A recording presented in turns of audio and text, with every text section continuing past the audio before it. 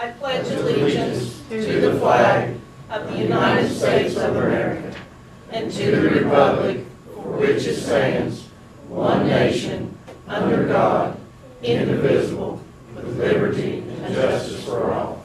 Thank you.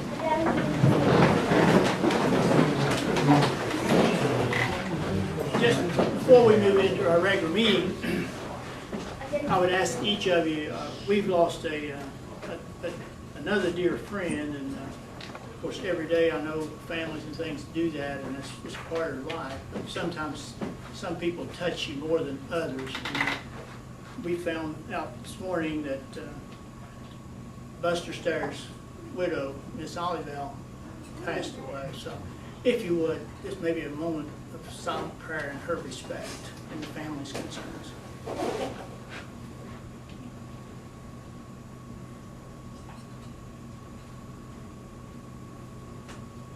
Thank you.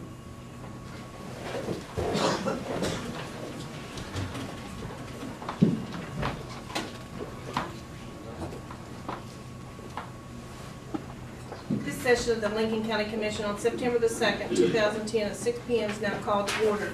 Members present is Donald C. Whitten, Clerk, Charles McCann, President, Thomas Ramey, Jr., Commissioner. First thing on the agenda, I need a motion to approve the minutes of the regular session of the Lincoln County Commission meeting that was held on August the 19th, 2010 at 10 a.m. So moved. Second. Motion second. There being all yes. Motion carries. Next thing on the agenda is Steve Rawlings with the West Virginia Court for County Risk Pool Insurance. Welcome, Steve. Thank you. Come on up. Good afternoon, Commissioners. How are you all today? Good. I just want to take a very few minutes of your time to give you an update on the county risk pool. As you all are aware, you all are a member of the West Virginia County Risk Pool, which is the self-insurance program that provides you all with the liability and property coverages for the program. Today is, again, just a very brief update of where we stand.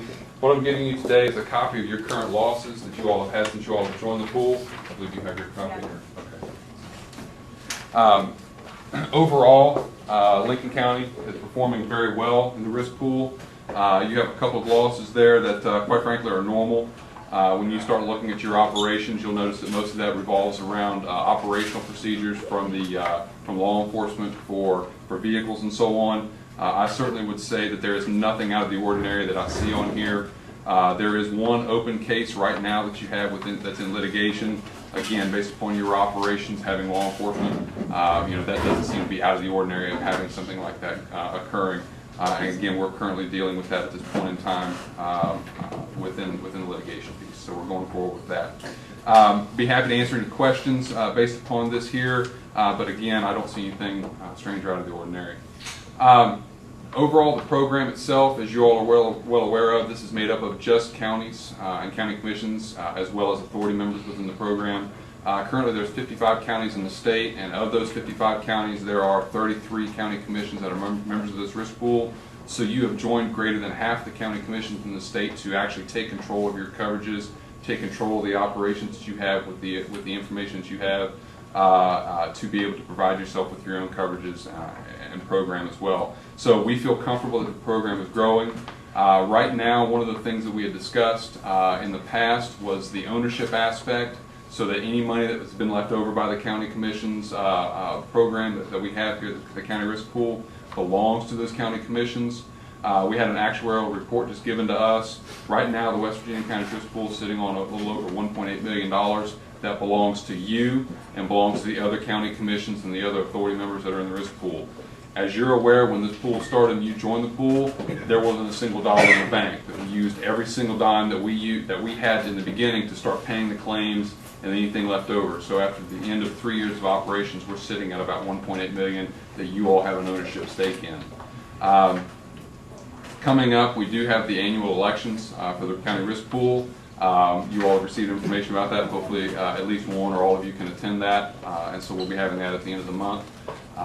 Basically, that's where we are, and I certainly would like to ask if you all have any questions. I'd like to answer that now, and then let you all I guess your history is in the state of Virginia as far as the history of your company is mostly Virginia, or is it? What we do is we are the administrative firm. I represent the risk pool here through the administrative firm that the county risk pool has hired to operate that. We also operate a county risk pool in Virginia that has been in existence since 1993, and that risk pool has seen the same amount of success. And to be quite frank with you, this pool has actually seen more success than even the Virginia pool when you start talking about the loss ratios and so on. You all have performed admirably well.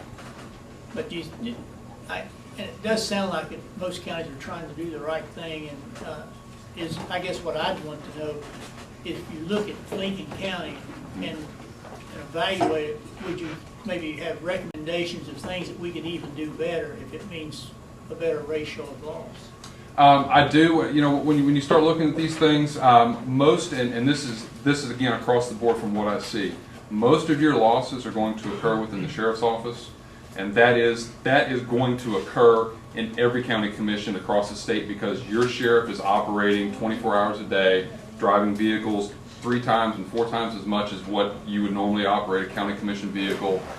They're dealing with a different operational exposure than what you have. So most of what I would have here, as far as from them, from an operational exposure, would be something that I could certainly meet one-on-one with the sheriff about and talk about some of the things as far as reducing deer strikes, talking about operating vehicles within poor weather behavior and so on. Because when you look at that, that's where you see your couple of losses.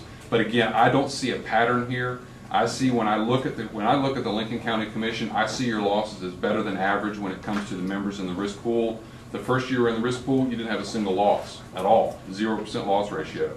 The second year that this past year that we just ended, you had a 1% loss ratio. The middle year, you had a 65% loss ratio, so that kind of balanced that out. But you're not looking again. All of those losses that we're talking about here is really confined in that 1 year. So you actually have a very good loss ratio, and I certainly have no concern for any pattern that I see that I would make any specific recommendations on. Okay, appreciate it. Anyone else? I'm just glad we're a part of the risk pool. Well, we certainly appreciate your performance in the pool and your cooperation with the program, and we certainly So hope to far, see it's it. really actually saved us money. Well, ultimately, our goal is to provide you with the coverage that you have, which we feel to be the best coverages that are available in the state, as well as to offer you. Initially, it turned out to be, on the surface, to be a less cost to the county.